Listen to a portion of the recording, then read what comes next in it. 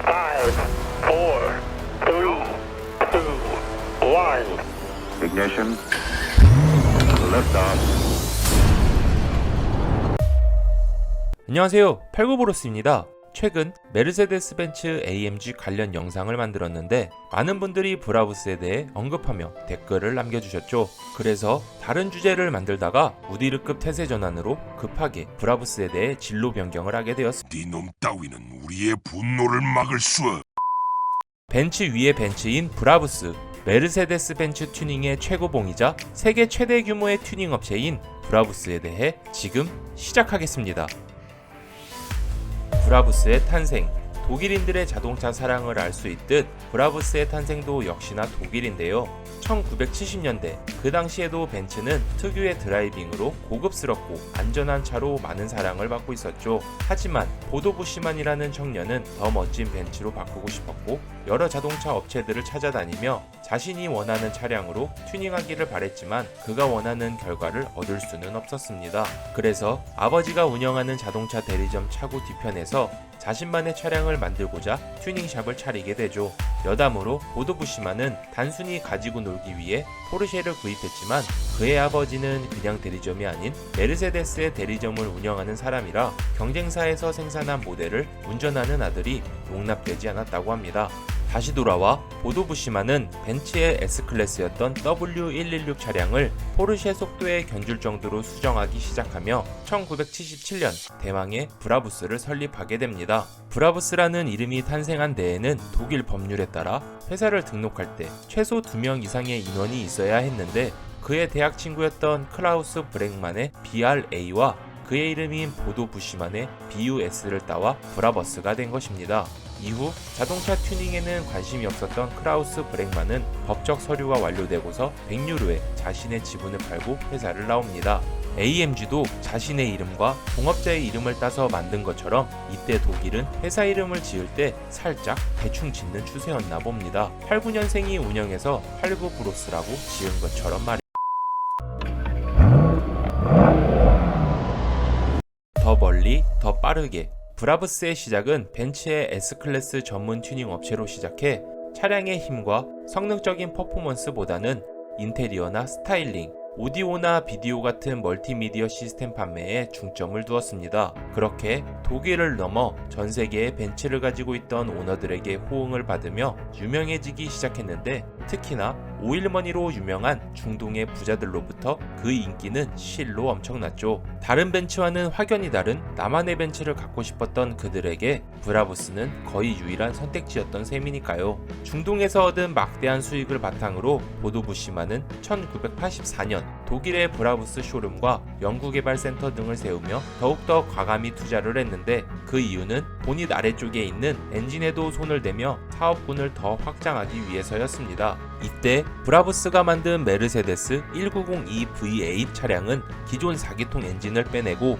S클래스에서 사용된 276마력의 V8 엔진을 탑재하며 엔진과 변속기에 대한 튜닝을 본격적으로 시작했기 때문이죠. 쉽게 말하자면 대형차의 힘 좋은 엔진을 더 손본 다음 작은 차에 그 엔진을 이식한 것입니다. 그리고 AMG와 살짝 비교를 하자면 AMG는 모터스포츠를 통해 자동차의 전반적인 성능을 끌어올렸다는 느낌인 반면 브라부스는 자체 제작한 튜닝 파츠들로 경량화도하며 화려하고 폭발적인 엔진 성능에 무게를 둔 것이죠.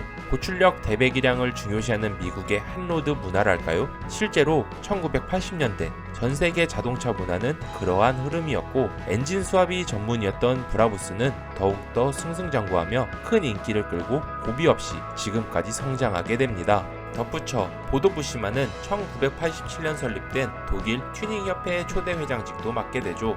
이후에도 브라부스의 만행은 멈추지 않았고 V8의 엔진의 퍼포먼스도 부족했는지 메르세데스 SL V12 엔진의 배기량과 마력, 토크를 개조해서 브라부스 E V12 차량을 만듭니다. 개조된 V12 엔진이 장착된 E클래스는 제로백 4.5초에 최고 속도 시속 330km를 기록하며 1996년 세상에서 가장 빠른 4도어 세단으로 기네스북에 등재되기도 했습니다. 단순히 기존 차량에 실내외를 꾸미고 엔진을 개조한다라 말로 표현하니 참 쉬워 보이는 작업 같지만 브라부스는 자체적으로 생산한 부품들로 인테리어 및 외장을 튜닝하고 엔진 같은 경우에도 애초부터 엄청났던 AMG의 엔진을 다 뜯어서 개조하기 때문에 아예 다른 엔진을 탑재하는 셈이라 할 수가 있죠. 말 그대로 튜닝을 넘어서 새로운 자동차를 만드는 셈입니다. 그래서 그런지 브라부스는 독일에서 튜닝 업체로 등록되어 있지 않고 완성차 제조업체로 등록이 되어 있죠.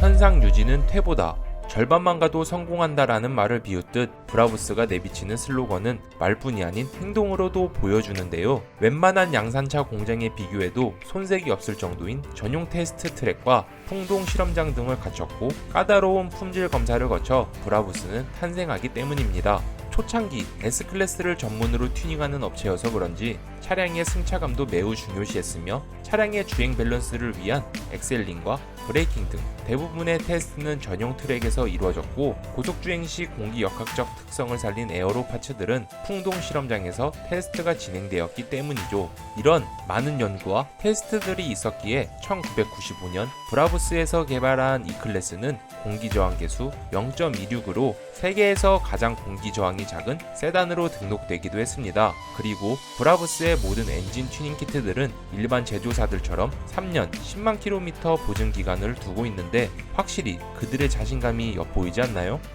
요즘에는 자동차들의 환경 규제도 엄청 심한 편인데 당연히 브라부스는 모든 모델의 배기가스 기준을 철저히 지킨다고 하네요.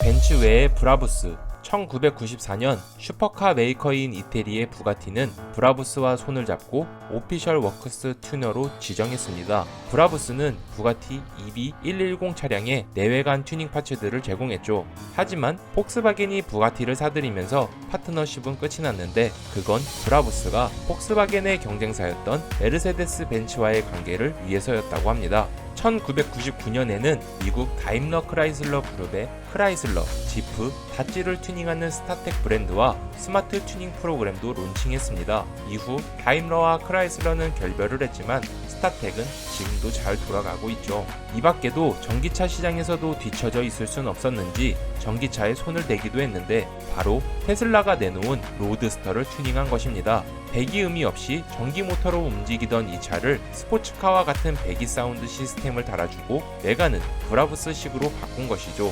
하지만 브라부스는 아직 전기 모터에 대한 개발 능력이 없는 관계로 엔진 계통에 대한 튜닝은 전혀 없었습니다. 그래도 조만간 가능하지 않을까요? 마지막으로 벤츠의 경차 브랜드인 스마트에서도 브라부스의 모습을 볼 수가 있는데 생김새만 경차일 뿐 다른 브라부스와 마찬가지로 가격까지 경차는 아닙니다. 오늘의 정보는 어떠셨나요? 재밌게 보셨다면 좋아요와 구독 부탁드리겠습니다.